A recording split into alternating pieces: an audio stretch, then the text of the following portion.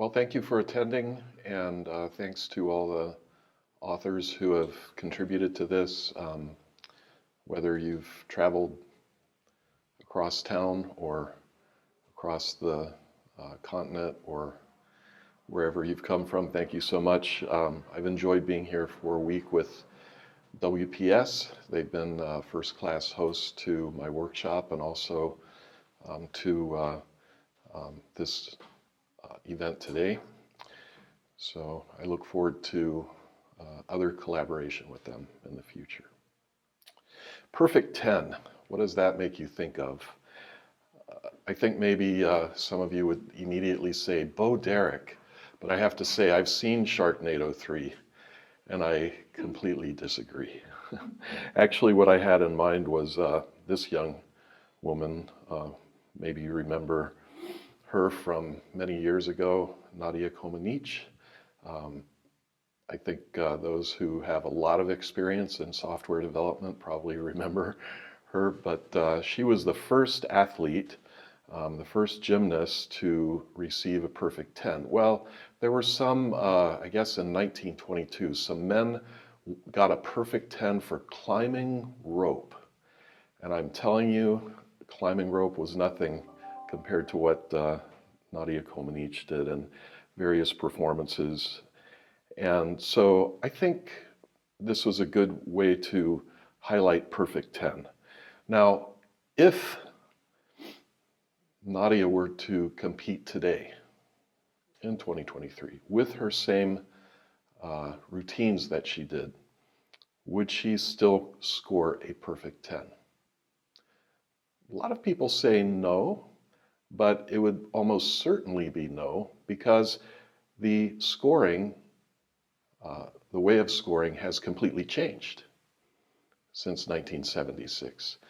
It stayed the same for a while, but the way that they sort of needed to rework the scoring because some others were getting perfect 10 scores, and I guess maybe they needed to reel that back in a little bit or something. So I think that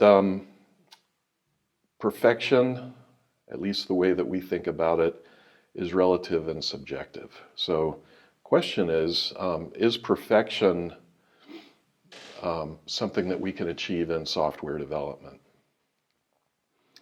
I think that most software development efforts are probably something like a 5.1. And I'm giving a little edge past, maybe right in the middle of average. But the reason that I say that is a lot of the software that we implement is actually quite simple. Of course, I've seen and been involved with some very complex software products, but a lot of what we do today is relatively simple, and yet the lengths that engineers go to well, let's just say over-engineer, over-architect some very simple problems is, rather unexciting. At the same time, though, they have the opportunity to go much farther or much further in improving software, both from an architectural standpoint and a design standpoint. But I think that we fairly regularly fail to dig into the problem space far enough. And so what we end up doing is over-engineering the solutions, but not actually having very advanced business solutions or solutions that contribute to a greater business experience for users. So technology and business demands are changing constantly, which actually is similar to what gymnasts experienced after Nadia Comaneci scored several perfect 10s. And so, you could say the goalposts have been moved because the software that we write today is far more demanding than it was, let's say in the 70s, 80s, 90s, and so forth. But I think we still could score quite highly in our performances, so to speak, or our routines, it's not unusual for gymnasts to score a 9.85 or something like that. So how do we get closer to perfection, even though probably perfection is is a goal too far for this day and age? This is something that I heard years ago in a project that I was working on. It's just naming things.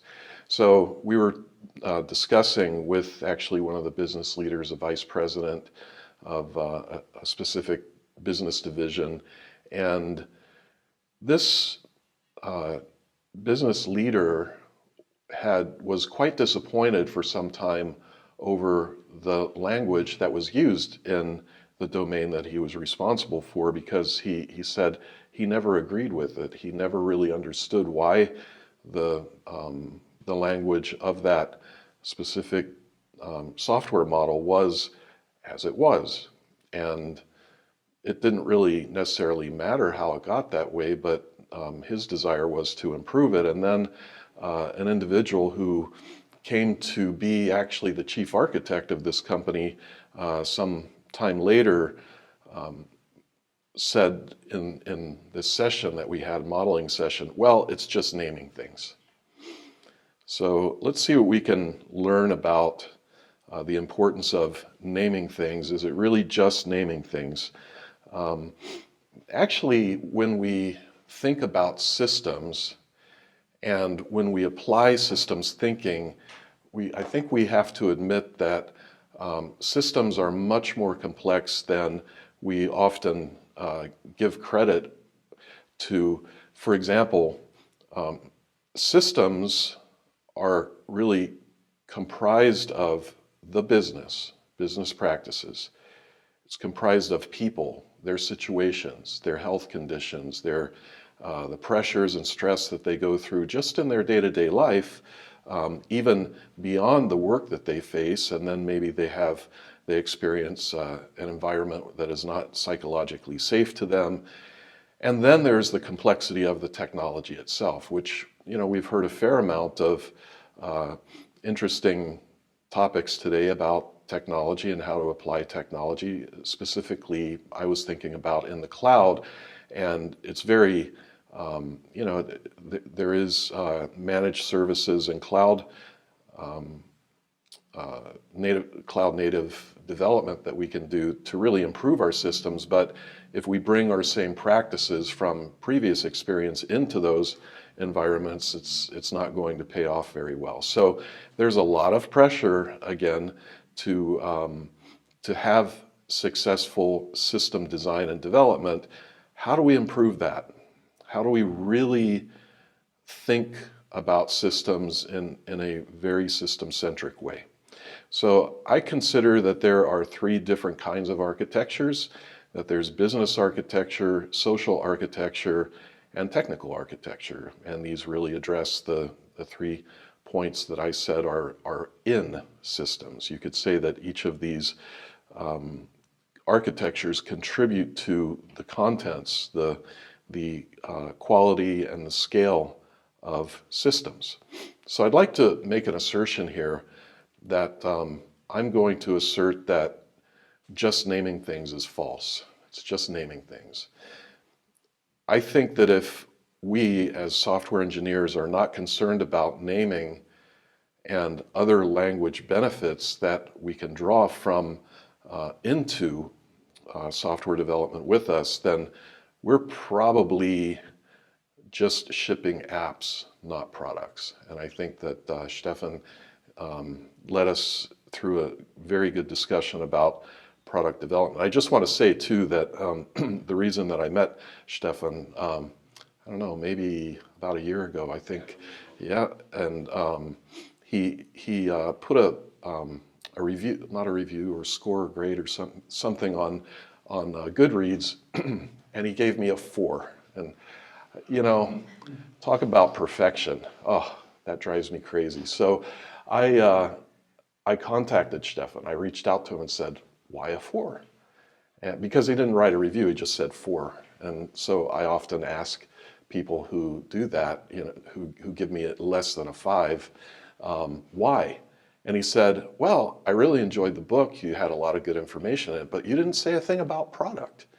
And I thought it was strange because to me, I'm constantly developing products. And then I think I searched in the electronic version of the book, and I found, I think I may have found product, but maybe it was just product owner or something like that, which is not a great example of product development in the first place. Maybe, well, okay, did I say that?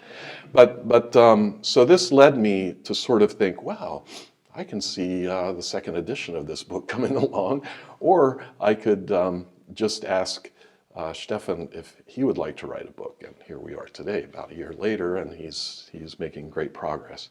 So I think that product development is extremely important. I think that any time that a team is described as working on a project, I think you need to question that.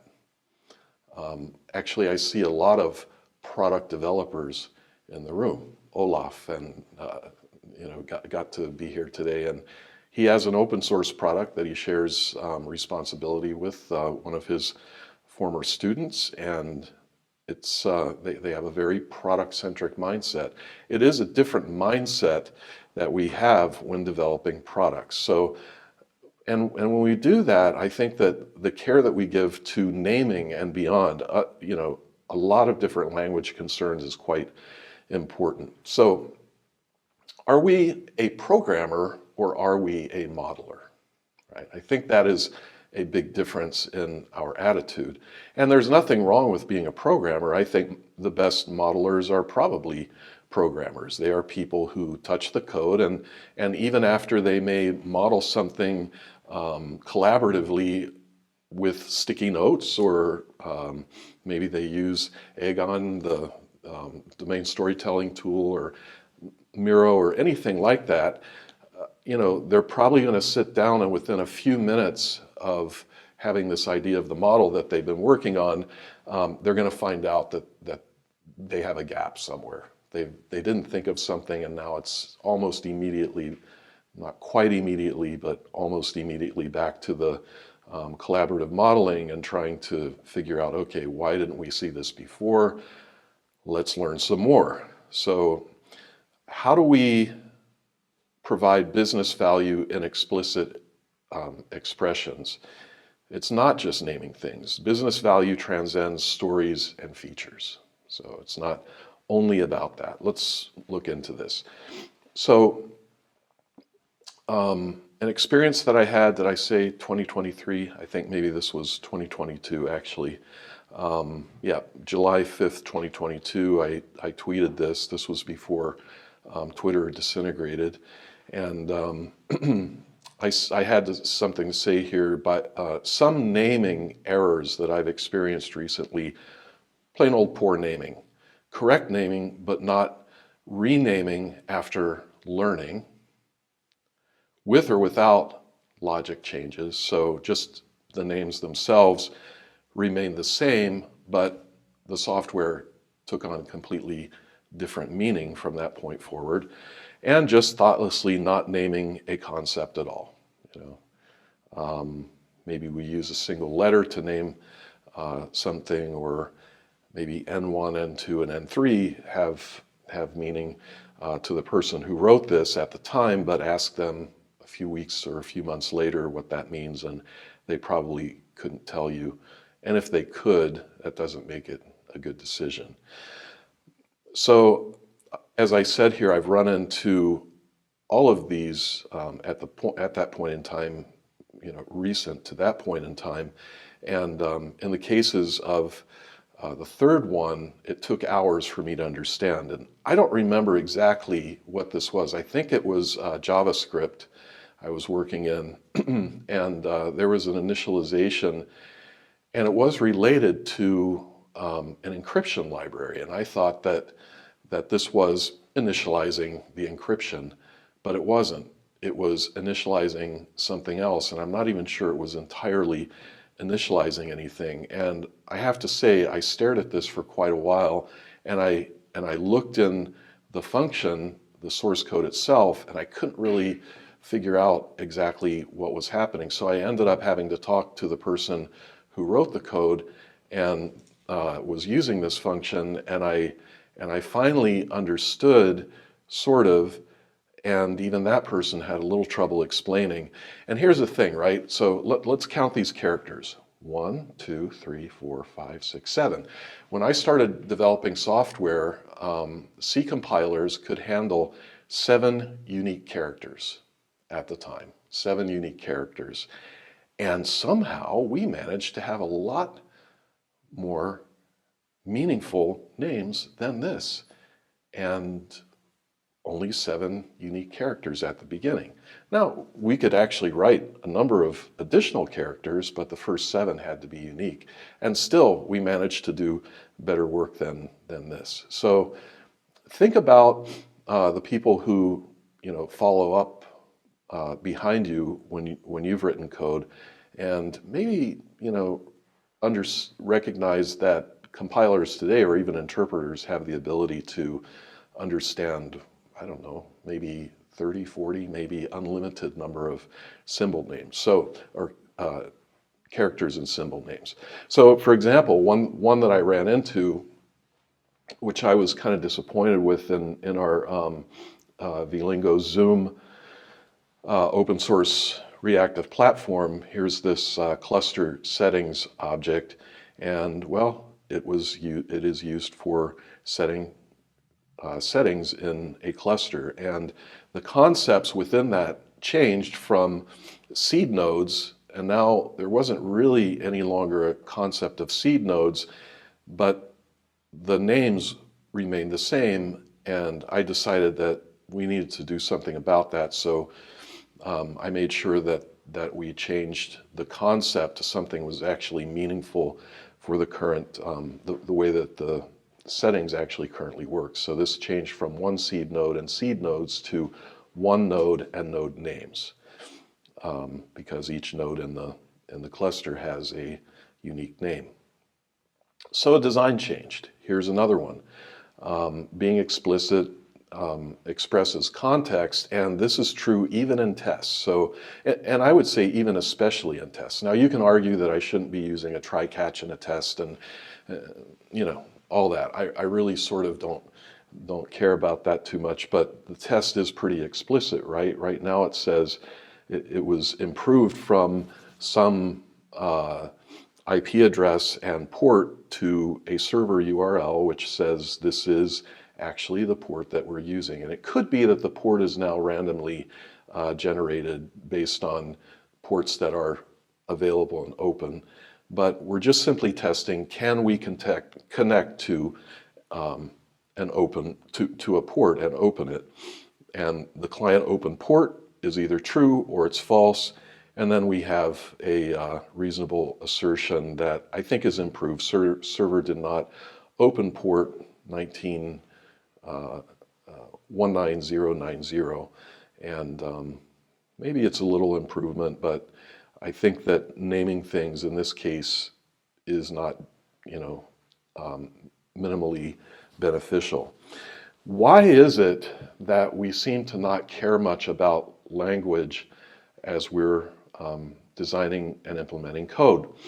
I think that a lot of times it's misaligned incentives, and I allude here to, in this little tweet, I allude to the fact that it seems like there are misaligned incentives, and I'm talking about Conway's Law, but basically I'm saying to someone named Dimitri that this is an age-old problem that was identified in 1967. If you don't know what happened relative to this in 1967, it's when Mel Conway first authored his paper, How Do Committees Design, I think it is. And that paper was not published until about a year afterwards in 1968. But the incentives need to be, people need to be, I guess, incentivized to care about flexibility and language. And here's why. We have this sort of unchangeable law.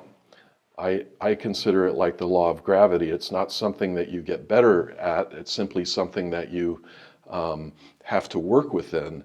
And the statement of this law, Mel Conway's law, for organizations that design systems, the systems that they design are constrained to reflect the communication structure of that organization. Now, Conway points out here that this is in general terms. So it's not just software systems that he's talking about. Could be hardware systems, could be air conditioning systems, could be house systems and office building systems and so forth. Any kind of system is constrained, the design is constrained to reflect the communication structure of that organization. So structure actually affects the quality of communication. And I like to, I've heard, I think for some reason people don't read past this when they read the conclusion of Mel Conway's paper that states what has been called Conway's law. They're missing an important point that is made just after this. Now, this has been what Mel Conway said in 1967 and wrote in 67 has been sort of repackaged, or maybe no one noticed that he said this back then, and it's been called the reverse Conway maneuver. But we didn't really need that because Mel Conway tells us right here that no first system design effort is often the best. So there's an assertion, and he basically says, therefore, this axiom, what I call Conway's first axiom, is organizations must be flexible and be open to reorganizing teams, groups that are designing systems for the required communication. And experimentation is key. Huh, wow. Mel Conway was doing DDD back in 1967. And pretty amazing observations that he made. So how do we align incentives? Well, first of all, when our communication happens in haphazard ways and expedient changes are being made over time and teams are not talking to other teams and people are just really making changes in order to close tickets, this is what happens. It's a big ball of mud. And then we run into the situation where numbers and separations between software components continue to cause problems. Of course, we might think of this as loose coupling, according to what, not according to, but on this topic of lattice talk today. But humans understand about 5 to 7 things at once. We can kind of put our minds around and comprehend about 5 to 7 things at one time.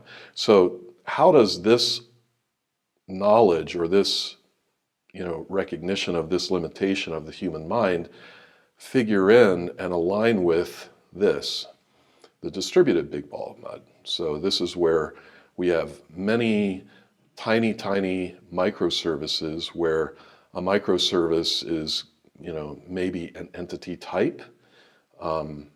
It has no real context other than maybe a line of code count or something like that. So this is not a good way to communicate either, even though it does seem to make independent communication possible around certain areas of the software, as James Higginbotham just pointed out. The sheer number of the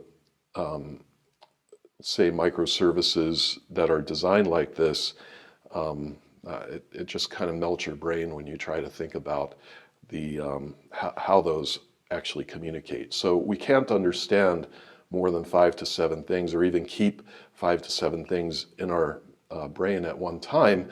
So big ball of mud communication seems to not work. Many tiny microservices don't contribute to good communication, even in the same way, really, that the monolithic big ball of mud hurts us. All of those interconnections, even within these tiny, tiny microservices, makes us wonder if we turned one of those microservices off, if we decommissioned it, what would happen? How many system crashes would there be because of that? So we have to be able to answer those questions, and if we can't, then we're probably designing in the minutia, which is not good for communication. I wrote about this in a blog post in early 2020, well, just after the lockdown, and this point was also brought up in Strategic Monoliths and Microservices, so you can read more about that there. But here's a very high quality book on dialogue.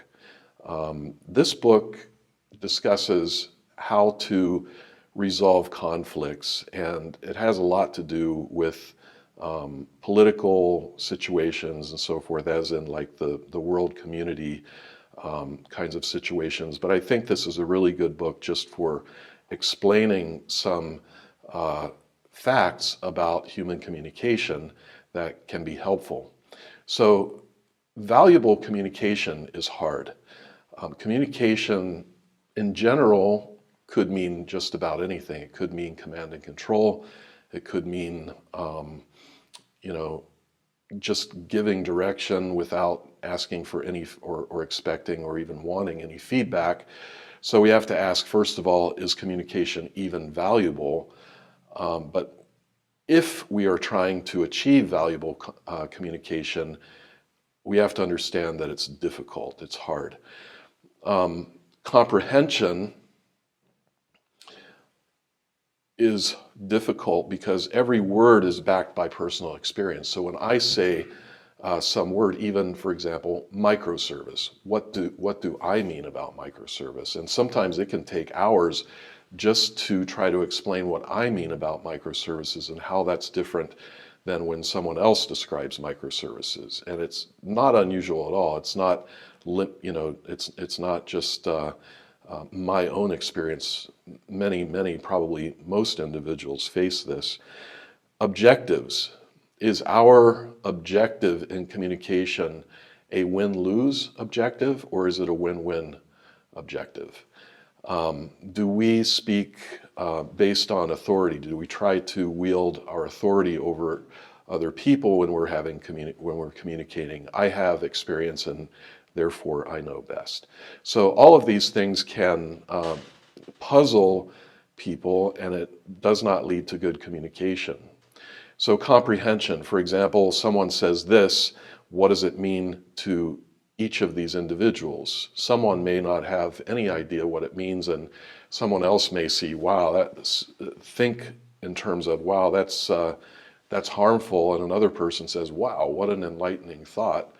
Not lightning thought, but enlightening thought. And, so we have to acknowledge that people will understand the things that we say quite differently because it has internal meaning.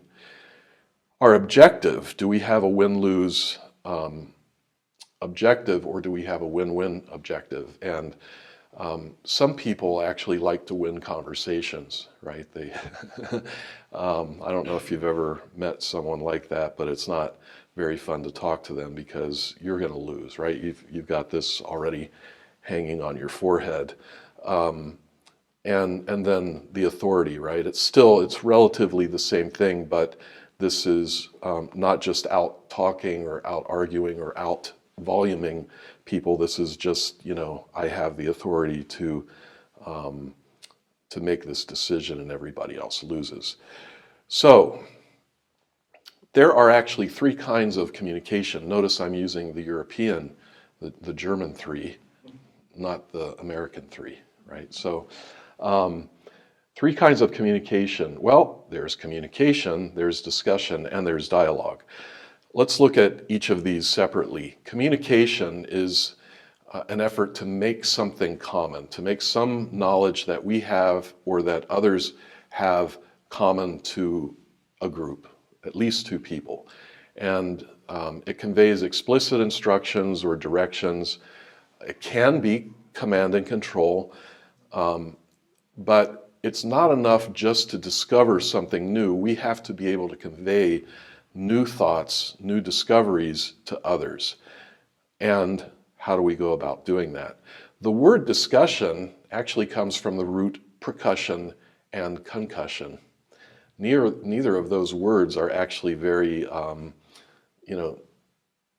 enjoyable to hear about. I mean, percussion, well, maybe percussion if you're a musician and you're making nice music, but if you're in a conversation with someone and it sounds like a relentless, loud drum beat, that's not very pleasant.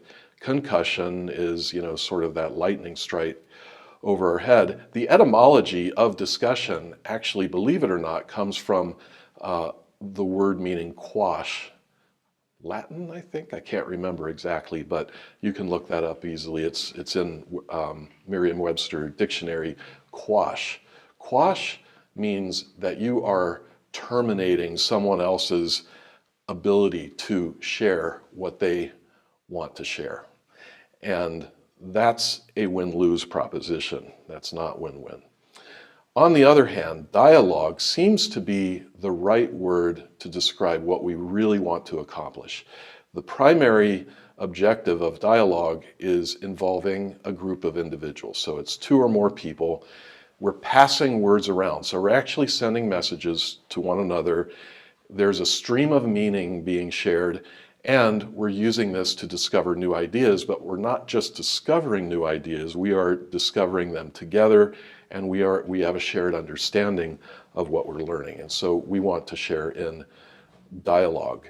We also probably are learning at least a little bit better these days that dialogue happens best and learning happens best in context.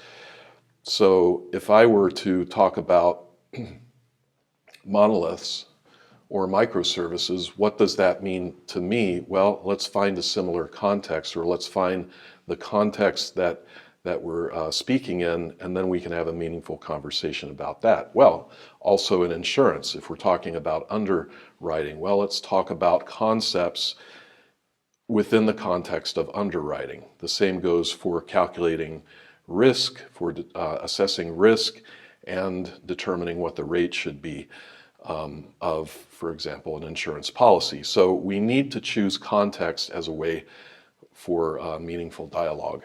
Now, another thing that we can benefit from is thinking in and having dialogue in conceptual spaces. So this has to do actually with context, but there's even more to this. This book is that I'm referring to here is called The Geometry of Meaning. It's rather fascinating, and I think it's amazing really how close it comes to the way that we think about domain-driven design. So when it comes to meaning, the geometry of meaning, again, we have to understand that a user, what geometry of meaning calls an agent, this individual or any number of individuals, they all have their different experiences and past sources of learning, as do domain experts, as do software developers, and so forth. So the meaning must be contextual, but we also have to have high quality dialogue so that we can bring others to our understanding and they can bring us to their understanding, and we can find the one that works best for the team together. So what is an agent? It's said in geometry of meaning that an agent generates force vectors on patients that cause result vectors. Ooh, wow, it sounds a little scary, but actually vector is a pretty easy concept. A vector has magnitude and a direction. Okay, that's the basic idea of a vector. And a force vector just simply means that, well, we have a very specific force that we are sending, and let's say that we're going to send a force vector from an agent to a patient. What's a patient? Well, we'll get there. The force vector, or the force, could be a command, as we think about commands in domain-driven design, in CQS, command query separation, and CQRS, command query responsibility segregation. So this is a decent representation of what force means. It has magnitude and direction. Okay, a patient is the agent generates a force vector which is received by a patient, and you could think of the patient as an entity or some kind of value that can respond to the force vector. And events are, well, they're actually sort of very much like events as we think of them. Events are modeled in conceptual spaces, so they're in a context, they have semantics, and they can be categorized. So conceptual spaces fit into our idea of a bounded context or a subdomain. So notice the concept of an event here. An event actually captures the entire experience of an agent exerting a force on a patient and causing it a result. So we're going to capture that as an event. Does that sound a lot like what we experience both in communication when we're sending messages to one another by means of dialogue, communication?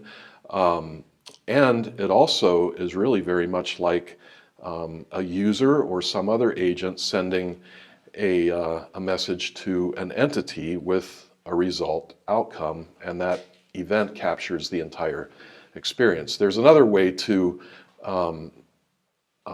create an event, and that is through a non-agent, which is actually like time or gravity or some kind of force that is independent of, that happens independent of our system and even our communication. So for example, the time has reached a specific point, such as the end of a month, the closing of some kind of record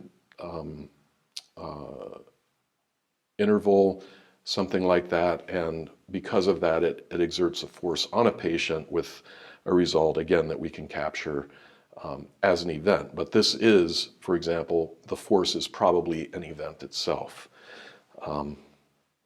in this case. So when we align our incentives, think about it like this. Well, everybody's talking about OKRs and KPIs these days.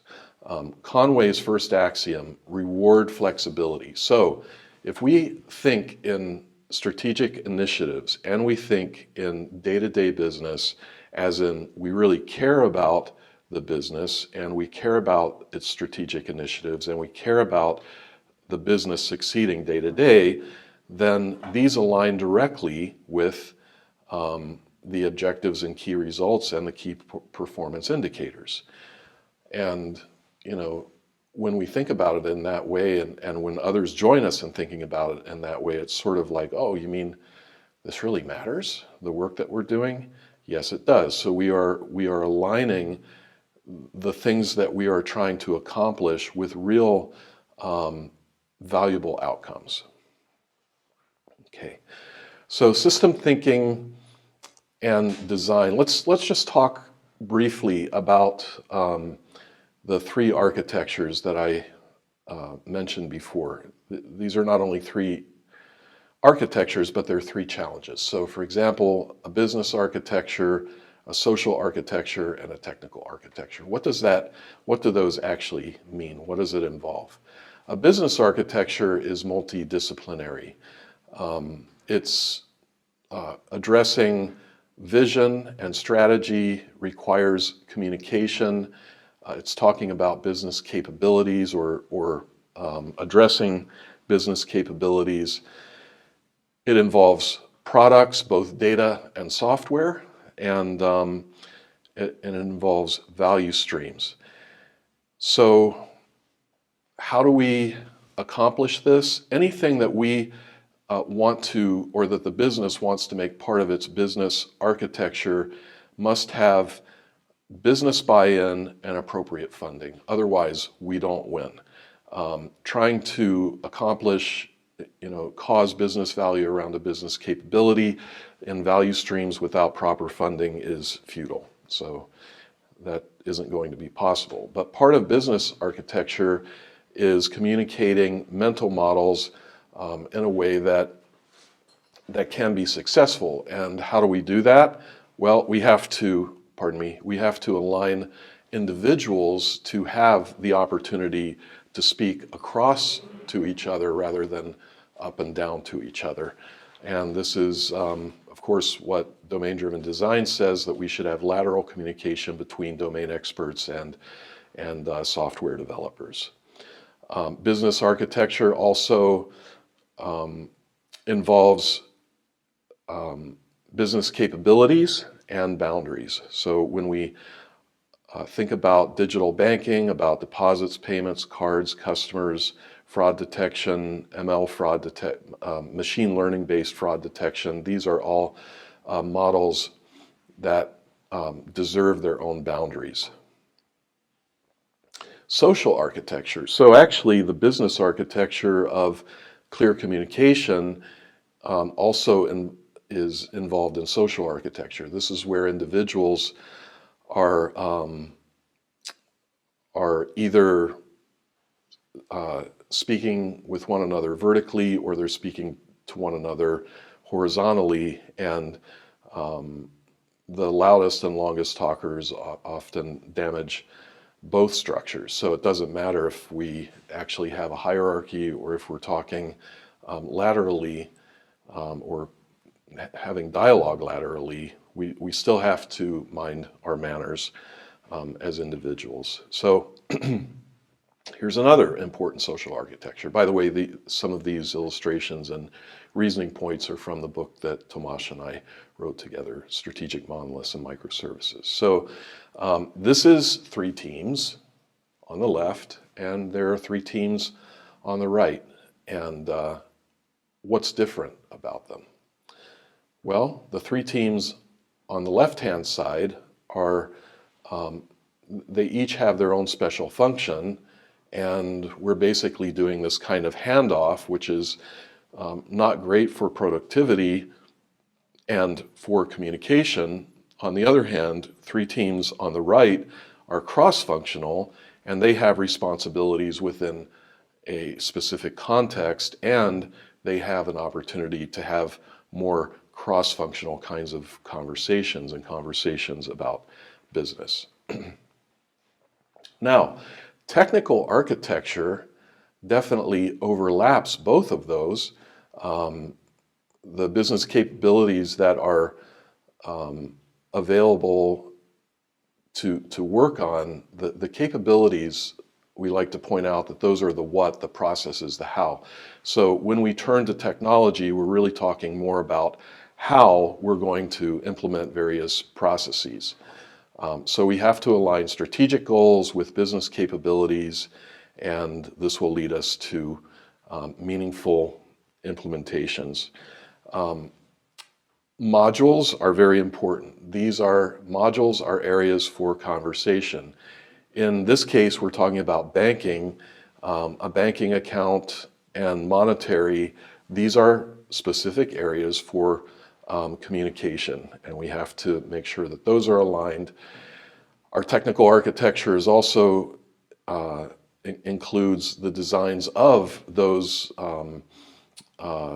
geometries of meaning, where we have an agent who is the user sending a command, a force vector, and it's being received by a patient, an entity, and all of that is captured by an event. But notice that there's a very close connection here to not only the technical architecture, but the language that we're using here. We're reflecting that the language is very important. We're using language of the business of banking, and we don't translate according to our technical leanings, preferences, and so forth, but we're really just using the language of the business to communicate. Service and aggregate. This, again, we're using here a domain service. There's an aggregate called policy quote. We have a quote generator that is a stateless operation.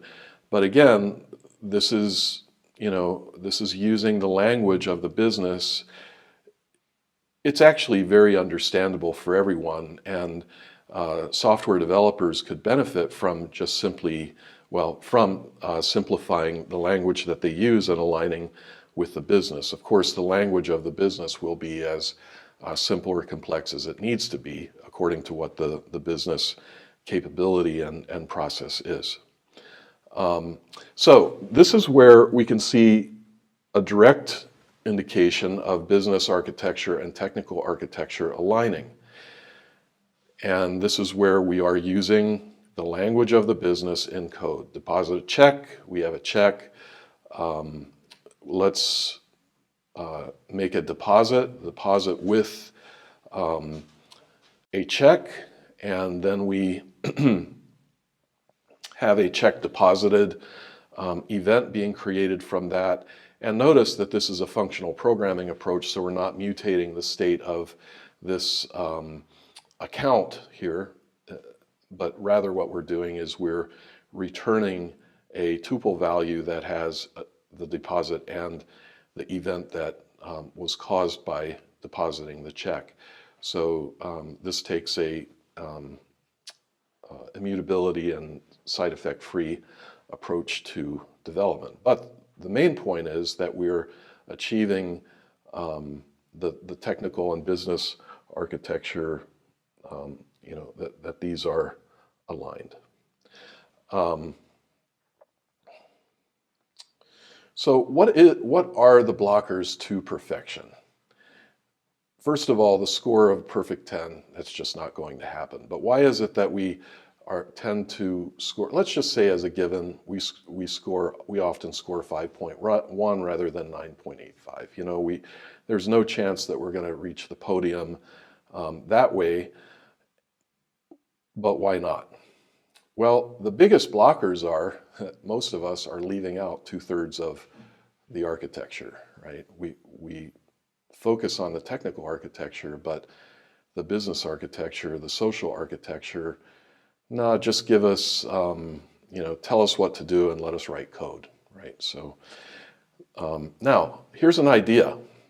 When you make a decision on architecture, create an architecture decision record.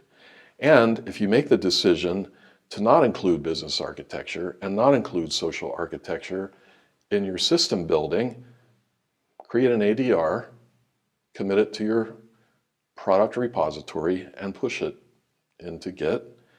And then a year later, return to that decision and see if you still agree with it, right? It's a good idea, I think. Well, you may never get to actually doing that because it would actually be embarrassing, wouldn't it?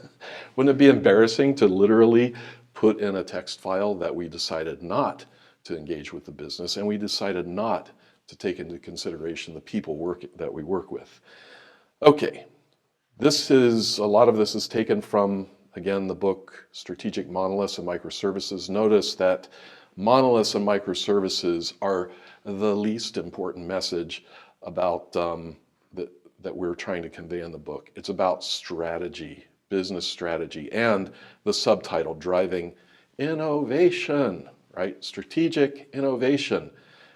Architecture is important, but again, we're talking about 3 architectures in this book, not just technical architecture. In fact, we only have 2 chapters on technical architecture. The rest is, quite a bit dealing with business and social architecture. And our signature series, I think, reflects that. Of course, these are the 5 books that you can currently purchase, and there's more to come soon. Joe Emerson, his book, I finished reading it probably more than a month ago, reviewing it. Susanna's book is very close. Stefan and Alex are just plowing along, and there are others in the works too. So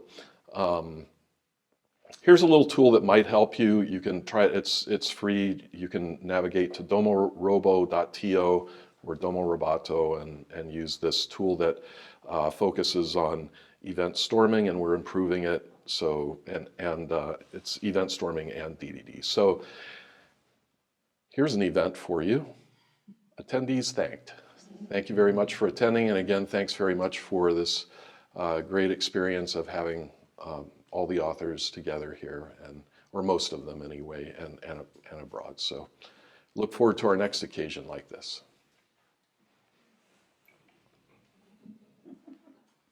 Thank you very much, Vaughn.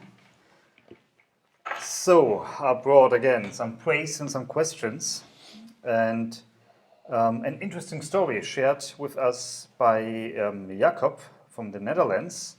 And he writes us that I got into an argument when I, as a new developer in a team, started to use Dutch in our code because our domain and the experts were Dutch.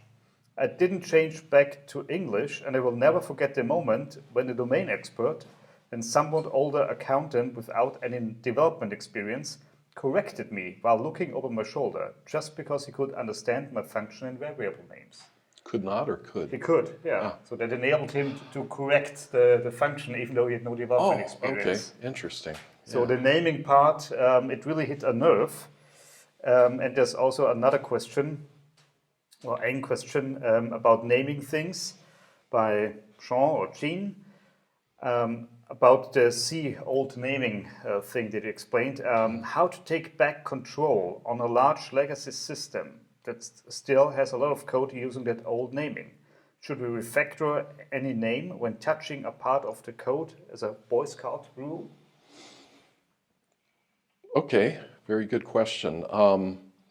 So I think that legacy systems can first be greatly benefited by simply introducing value objects. So you probably have, you can go into some entity class and see a lot of different attributes or properties in there, but they're probably independent properties or attributes and don't reflect a meaningful whole. And one of the first things you can do is add value or replace those, group them together, those individual attributes into whole value concepts and make them immutable and test their function. It makes it much easier to test and then replace them and add tests. If you're missing tests, then add tests to the entity, but you already have tests proving that the values work correctly, and so I think you get a great head start that way. But again, ask the business what those should be named and the kinds of expressions that they should perform as operations. Ask the business is a good key because Jakob pointed out that in the book Sooner, Safer, Happier by Jonathan Smart, Jonathan Smart actually says we should call it our business and not the business, because it enables us to have more collaboration, better collaboration, by getting into this mindset that it's not like DIT and the business. So maybe that's a takeaway for me also for today, like incorporating this into my language. Well, you just have to make all other businesses like WPS, right? Yes, it's our business. Yeah. Yes, it is your business. Okay. So we're running out of time, and It was a long and exhausting day. So where we are in the world, have a great weekend, or first a full day of work, depends. And it's been a pleasure. We've had a great day. Thanks so much for the questions, and we will reach out to you about the free book giveaways and also about when the slides and the videos will be up and available for you. So that's it. That's a wrap. Goodbye.